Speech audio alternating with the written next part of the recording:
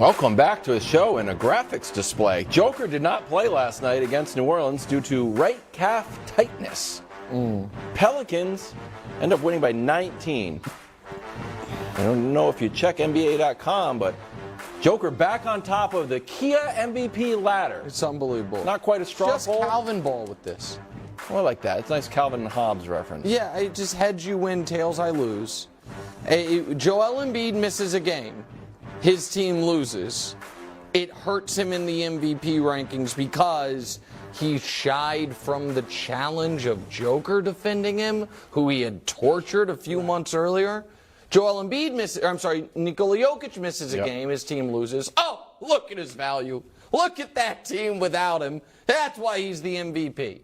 It's folks deciding on an outcome or what they want the end result to be and filling in the facts from there. And also, by the way, Nuggets, don't think I don't see you trying to screw the Mavs, trying to buttress the New Orleans Pelicans, resting Joker this game because you're so terrified of Luka coming into your building and beating you. I see what you're doing. The Pelicans trying to help them out. But, Brew, do I think him missing this game should hurt his MVP case? Of course not. Right. But the idea that it should help it because that you saw what the Nuggets looked like on a night without him, I think is nonsense and absolutely should not help his MVP case. Now, because we didn't do that for Embiid at all a few days ago. Well, I do think in the past I have looked at what a team looked like without their best player.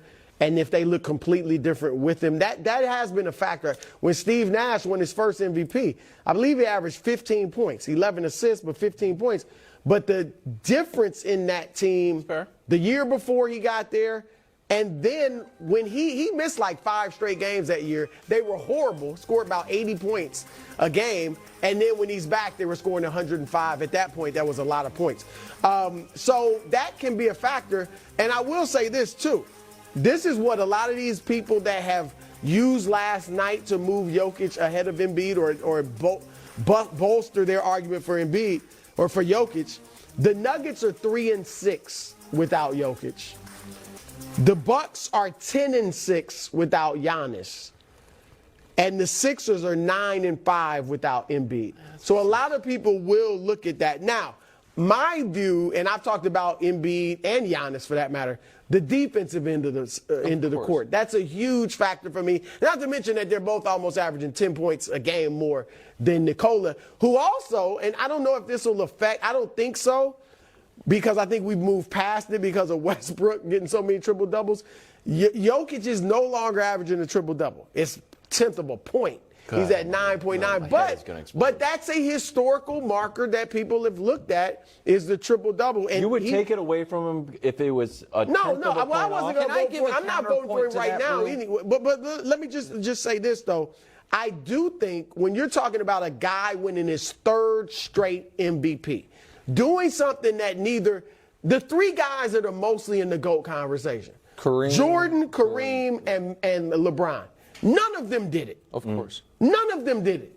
And now we're going to have a guy do it. I think the bar should be higher. He has to be I'm not saying you can't vote for somebody 3 times straight, but he better be head and shoulders above everyone else that's considered, and he's not. That's exactly right. That's a good take. That's exactly right. Go ahead. The other piece of it as far as I agree with you on if a guy comes to a team and changes the team's fortunes entirely. That was actually, if you remember, Jokic's first MVP year. My argument for Chris Paul was the Suns were a terrible. They had won. They had won good, played well in the bubble, but didn't even make the playoffs. Chris Paul got there and turned their fortunes around entirely. And I do understand the argument of over larger than 1 game sample sizes, what does a team look like without its guy and how much do they struggle? I also think, however, there is an element of when you are your guys, when you are your team's distributor as Jokic is, it can be harder for that team offense, when they're an offense-led team, to thrive than when you are your team's just their best player, but not the guy that everything is running through like Embiid. Does that make sense? Like there's a LeBron corollary to that as well. When he's gone, the team can't really function historically. Well, when he's been the system. Yeah, when he has been the system. past, and right. Jokic, to his credit, is their offensive system in a way that Embiid is not. Embiid is, to me, a far more dominant player, but he is not orchestrating everything the way Jokic is. All right, so they lost to the Pelicans last night. Tonight, they go to Phoenix. Mike Malone saying Jamal Murray might not play because he had 36 minutes last night. Now, they have the best record in the West. It feels like we know that, we mention it, but no one really cares. So this feels like a silly question, bro. But can Denver prove to you that they're real contenders if they beat the Suns, the KD Suns? Well, I think they're contenders. They're not one of my favorite contenders. You know, they're not a favorite contender in my mind. But I definitely think in this Western Conference, they are contenders. Now, I would be stunned if number they, one seed. I would be stunned if they come out of the West. But You would or wouldn't be? I would. Yeah, me too. I don't. And again, I'm going to give them respect of being contenders because of what they've done, and they've got one of the best players in the world. But tonight, it would be impressive. I think Mike Malone, if he doesn't play Murray, it's a little gamesmanship. Because it's not giving. If you go in there full strength and the Suns beat you, it can have an impact mentally on both teams. If you go in there without Murray and win, it could impact the Suns mentally and even your team too, because you feel like we didn't have one of our best guys. But here's the deal. Denver's played well. They got the best record, I believe, in the league, certainly in the West, against teams above 500. They're 2-0 against Golden State, 2-1 against Memphis. They split with Sacramento and Boston, 2-0 against Phoenix. Like, they've played well already against the top teams. I didn't put the Lakers in there because they haven't had LeBron and AD a lot of times. They're 4-0 against the Clippers. Yeah. All right, so this would just be another feather in their cap, not so much. Was it insulting wow. to Utah 2 years ago when they had the best record in the league, and some of us said, no, they're not actually title contenders? Yeah, well, they didn't have an MVP. Yeah, in a just world, neither would the Nuggets. Because here's the thing, guys. What do the Nuggets have to do to prove to me they're contenders? They have to contend. They can't show me in the regular season. Because I know this. Can we show the Nuggets? Well, they did contend a few years ago. That was before he started winning MVPs, and that was a year they were down 3-1 in the second round, and your beloved Clippers melted down. Here's the last nine. But still, here's the last 9 playoff games for the Denver Nuggets. That's not good. That is being swept by Phoenix and then losing 5 of 6 to Golden State. They've been outscored by 10 points. Or sorry, 4 or 5. Thank you.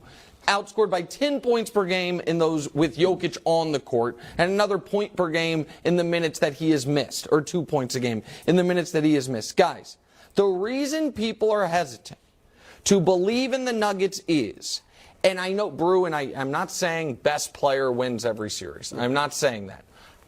But in the West, if they were to play Dallas, would they have the best player on the court? Yes. You think Jokic is better arguable. than Luka? It's very arguable. Okay, it's close, but I don't think you can definitively say Luka's better than Jokic. As far as playoff, who you believe in the playoffs, I believe in Luka more than Jokic. If they played Golden State, do you believe in Steph more than Jokic? Yes. If they play Phoenix, do you believe in Durant more than Jokic? Yes. If they play the Clippers, do you believe in Kawhi more than Jokic? No. Yes. Kawhi at his best. When he's at his best in the playoffs. If they play the Lakers, do you believe in both of their top guys in the playoffs more than Jokic? Too far. Bridge too far. You believe in Jokic more than LeBron?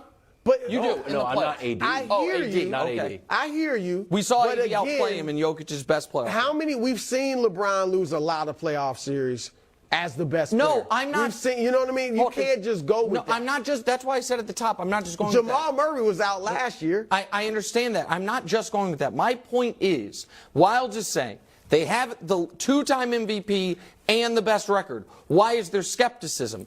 And the point I am making is, even the folks, many of whom voted for him for MVP, do not actually when the rubber meets the road, think of him like an MVP. Because come the playoffs, they would trust Steph more. They would trust Kawhi more. They would trust KD more. I think they would trust LeBron more, and I would trust Luka more. You guys can disagree with that. That's fine. Luka has, to me, already a better playoff resume than Nikola Jokic does. Already.